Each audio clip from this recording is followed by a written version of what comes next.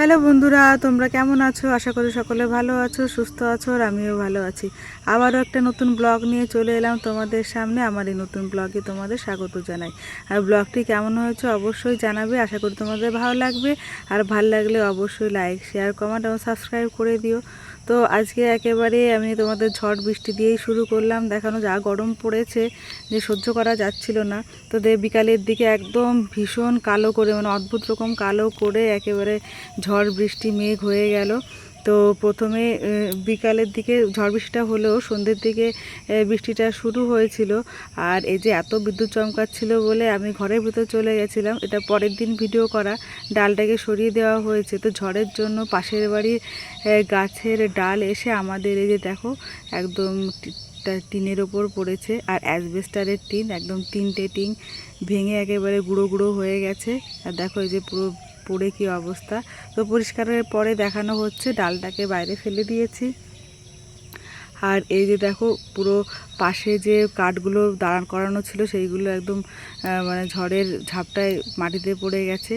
আর তারপরের দিনে এই যে মিস্ত্রি ডাকা হয়েছিল। আর ঝড় বৃষ্টি হলে কী হবে, তখনকার মতো ঠান্ডা হয়েছিল রাত্রে দিয়ে, কিন্তু দিনে আবার প্রচণ্ড গরম ছিল, মানে ভীষণ গরম। এই গরমে মানে কাজ করতে যে কি মিস্ত্রিগুলো বলছিল আজ বোধহয় কাজ শেষ করতে পারবো না, রোদের ভীষণ তাপ ছিল আর ভীষণ ঘাম হচ্ছিল। তো বললো বোধহয় আর কাজ আজকে শেষ করতে পারবো না। টিন পাল্টানো ছাড়াও আরও টুকিটুকি কাজ ছিল ওদের। তো যাই হোক, গরমের মধ্যে হলেও ওরা লাস্ট পর্যন্ত করে দিয়ে গেছে। আর যেহেতু ঝড় বৃষ্টির দিন, কখন বৃষ্টি আসে ঝড় আসে বলা যায় না, সেই জন্য একটু তাড়াতাড়ি করে ওরা করে দিয়ে গেল। আর যেহেতু ভীষণ গরম পড়েছিল তার জন্য একটু ওদের জন্য গ্লুকন ডি করে দিলাম। আর এই যে আমাদের এক্সট্রা এটা বানানো ঘর, রেল থেকে এটা বানানো না।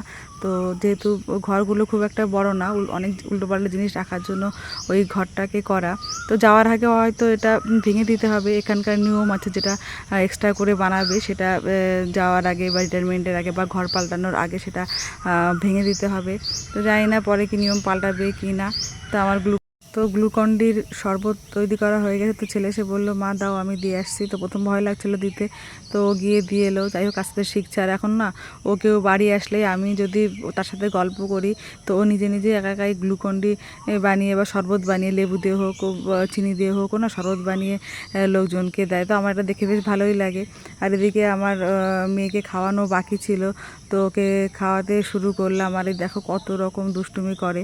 আর বিশেষ করে জল ও ভীষণ ভালোবাসে বলে ওকে খাওয়ানোর সময় এই কাজগুলো দিলে খাওয়াতে একটু কম কষ্ট হয়। তো ঘুম থেকে উঠেছিল একটু দেরি করে, তো ওই জন্য ওকে প্রায় খাওয়ানো শেষও হয়ে গেছে। আর দেখো মশারিগুলো এখন বোধহয় সপ্তাহে 2বার কাচলে ভালো হয়, মাসে 1বার কাচ্ছি। তার কারণ যেহেতু কুলার সেট করা আছে, বাইরে থেকে প্রচুর পরিমাণে এই নোংরা টানে। দেখো কেমন কালো হয়ে গেছে। আর আমার মেয়ে দেখো হাত দিয়ে একেবারে জল নিয়ে কারুকার্য করতে শুরু করে দিয়েছে। আর এদিকে মেয়েরও প্রায় খাওয়া হয়ে গেছে।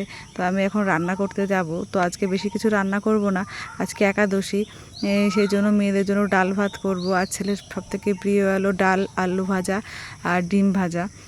তো তো সেটাই করব। আর বাচ্চাদের যে খাওয়ানো, ছেলে মেয়েকে খাওয়ানো মা বাবার সব থেকে বড় মানে চাপের কাজ এবং সময়ের ব্যাপার। মানে ওদের খাওয়া হয়ে গেলে আমার মনে হয় প্রত্যেকটা মা বাবারই মানে জীবনের মানে দিনের সব থেকে বড় কাজটা হয়ে যায়। আর যদি এই কাজটা অন্য কেউ করে দেয় তাহলে তো কোনো কথাই নেই। আর এই দেখো খাওয়ার পরে আমি ওকে, জামা ভিজে গেছিলো তাই সব কিছু চেঞ্জ করে একটা প্যান্ট পরিয়ে দিয়েছি। এই গরমে আর কিচ্ছু পরাতে পারছি না, পরালেই ঘেমে পুরো জল হয়ে যাচ্ছে। আর দেখো বসে একদম রং করছে। ও দাদা ফোন দেখছিল বলে একটু বায়না করছিল ও নেওয়ার জন্য, ওকে দেওয়া হয় না এখনও ফোন। কিন্তু এখন দাদা দিদি বড় হচ্ছে, আর দাদা যেহেতু দেখছে, তো সেই দেখে দেখে একটু ফোন নেওয়ার বায়না হচ্ছে। তো দিতেই হবে, আর যতদিন না দিয়ে থাকতে পারা যায় সেটাই হলো ব্যাপার। আর এই দেখো রান্নাঘরে চলে এসেছি পরিষ্কার করতে কৌটাবাটি। তার কারণ আজ একাদশী, একটু রান্নার চাপটাও কম আছে, হাতটা ফাঁকা আছে বলে ওগুলো পরিষ্কার করতে চলে এলাম। আর অনেক দিন বাড়ি ছিলাম না, আর যেহেতু ঝড় বৃষ্টি হয়েছে তাই ধুলোও হয়েছে আর তেল তেল চিটচিটে হয়েছে ওগুলো বলে ওইগুলোকে আমি একটু পরিষ্কার করে নিলাম। যেহেতু আমার রাস্তার ধারেই বাড়ি, আর সকালবেলা উঠে আমি ভয়েস ওভারটা দিই, রাত্রেবেলা একেবারেই দিতে পারি না, কেন মেয়ে ঘুমোতে ঘুমোতে প্রায় 12টা বেজে যায়। আর সকালবেলা 5:30 উঠে ছেলে স্কুলে যাওয়ার পরেই ভয়েস ওভারটা দিতে হয়। আর আমি যখন ভয়েস ওভার দিই আমার মনে হয় পাখিদের তখন কিচিরমিচির পরিমাণটা বেড়ে যায়, আর রাস্তা দিয়ে লোকজনের যাওয়ার পরিমাণটাই বেড়ে যায়।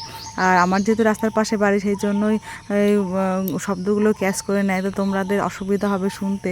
তো যদি অসুবিধা হয় আমাদের মানে আমাকে ভুল ত্রুটি মার্জনা করে দিও।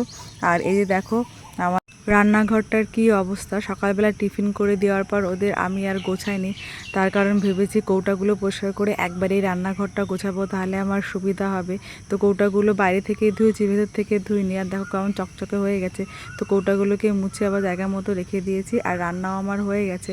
আর দেখো রান্না করে টেবিলে খাবার রাখতে রাখতে পিঁপড়েগুলোকে আমার স্বাদ ধরে চলে এসছে। এখানে প্রচুর পরিমাণে পিঁপড়ে আর উই পোকা ভীষণ। আর এই দেখো ভাত করেছি, মাছ ভাজা করেছি, আলু ভাজা করেছি, আর ডাল করেছি। আর ডিম ভাজাটা করলাম না, যেহেতু মাছ ভাজা আছে। তো বাবা টাটকা টাটকা মাছ নিয়ে এসেছিলো। আর আমাদের একাদশীর এই যে কাটাকাটি করে রাখলাম একাদশীর জন্য খাওয়ার জন্য, মানে ফ্রুট দিয়ে স্যালাড বানিয়েছিলাম দই দিয়ে। তো সেইটাই আমরা খাবো আজকে দুপুরবেলায়। আর সকালবেলার বাবা সাথে শরবত খেয়েছিল, আমি আর কিছু খাইনি। আর এদিকে সব রকম ফ্রুট স্যালাড করতে যত রকমের ফল আছে তোমরা ইচ্ছা মতো করে দিতে পারো। আর দেখো কলাগুলো বাইরে থেকে কেমন দেখতে লাগছে, কিন্তু ভেতর থেকে ভালোই ছিল কলাগুলো। আর ওর বাবা বাজারে জাম পেয়েছিল, তো জাম নিয়ে এসেছিলো আগের দিন। তো এখন তো জাম পাওয়াই যায় না, এখন তো আমাদের এখানে তাও মোটামুটি জাম তাল এখনও পাওয়া যায়, যেহেতু পাশেই গ্রাম আছে। আর এই দেখো খেজুর, পেয়ারা, আমার কাছে মোটামুটি যা যা ছিল, আমসত্ত্ব ও কিশমিশ যা যা ছিল যত রকমের ফল ছিল, তো সেইগুলো দিয়ে একটু ফ্রুট স্যালাড বানিয়ে নিলাম।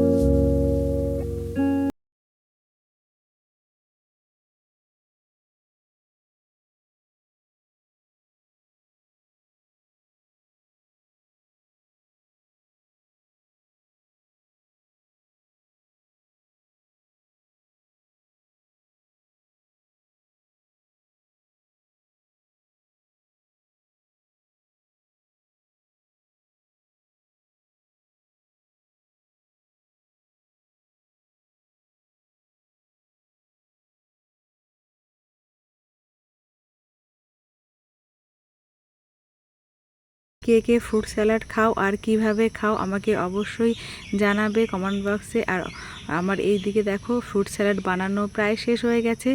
জাম কেটে রেখেছিলাম, ওপর থেকে গার্নিশিং করার জন্য জামটাকে ছড়িয়ে দেবো, দেখতে বেশ ভালো লাগবে। আর দেখতে ভালো লাগলে আমার মেয়েও খেয়ে নেবে, ছেলে অবশ্য খাবে না আমি জানি।